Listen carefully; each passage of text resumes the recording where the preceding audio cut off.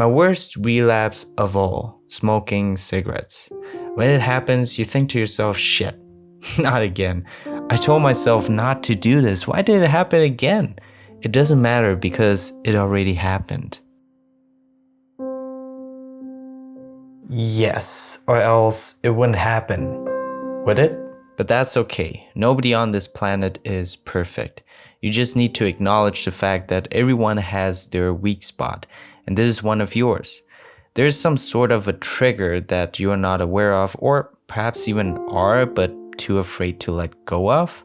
I don't know, you tell me. My trigger, for instance, is alcohol. Damn you, alcohol.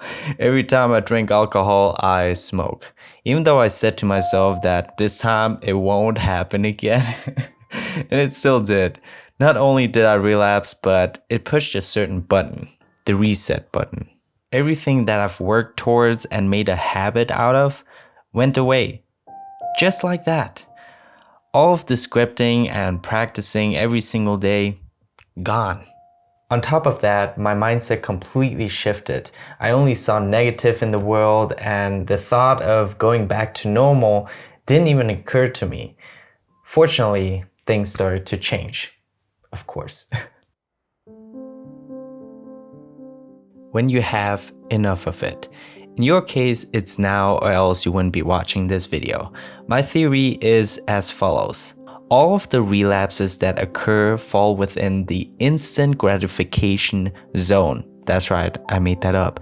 This is the reason why you have the feeling of emptiness, because the more you do it, the more you need it, meaning you are expanding your threshold every single time you get back to it.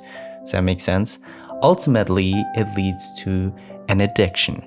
Therefore, the first step to getting back from a relapse is to recognize the pattern. After you quit whatever you do, you will have an urge. Keep in mind that this urge will be with certainty very convincing, which might lead you to say, let's do it one last time. I'm not going to blame you for doing that because I've fallen into that trap so many times, and the reason why you are feeling so bad about yourself is because of the ideal picture that others are painting out for you. If you relapse, then you have to discipline yourself and boom, you're back in the game. I'm not saying that it's ineffective, but if it doesn't work for you, then you're not alone, and most likely this is how it's going to look like.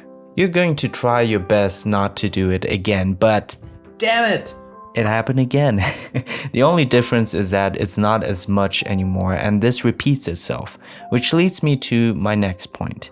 You need to find your way how to approach this. Either you go cold turkey or do it step by step, small steps, decreasing it incrementally. So for instance, you smoke 10 cigarettes, then you would smoke 9 cigarettes the week after, 8 cigarettes in 2 weeks' time. Again, this is just an example, you know yourself best, but know that the urge will be there, all right? And it will say, come on, man, let's do it one more time. What's the harm? Just one more time. It's your life. You have to embrace that and live it out.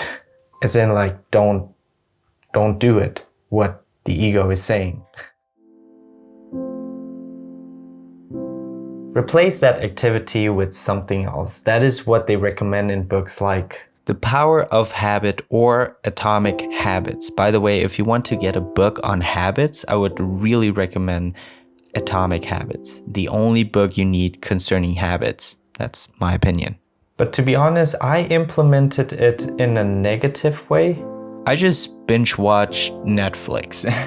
When you have the urge and you are in a negative headspace, you don't feel like doing anything. I couldn't even force myself to do something productive. If you're with someone or a friend or at a job and you have no other choice but to do something else that distracts you from your bad habit or activity, then awesome. Can you hear them again? For me, the 3 things that has worked the best, and again, it always varies, either binge watching Netflix, eating a lot, or just embracing it. Embracing the darkness, the urge.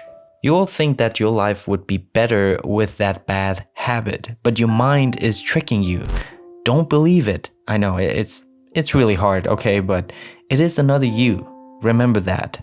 In fact, I want you to write out or record your thoughts every day for the next 7 days and compare them. I did this for the first 3 days and I can say that I was shocked because I was so negative, and I'm pretty sure that if I were like that for the rest of my life, I would have no friends. It's dark, guys. It's really dark. You might not be as extreme as me because cigarettes affects everyone differently, and perhaps your problem is not with cigarettes, but I took cigarettes just an example. And now some motivational speech here. You can do it. I believe in you. So what are you quitting? And what has worked for you? What has not worked for you? Maybe you can share your experience with me and also share with me your perspective on the things that I said. Do you agree or not agree? If you like this video, then please like it because it's telling YouTube, hey, this video was not bad. Let's share it. If you're new here or not and you want to follow along my journey, how I mastered the mind to become my best self, then subscribe and hit the notification bell. Remember to be visionary, patient, and grateful because you are freaking awesome. Thank you.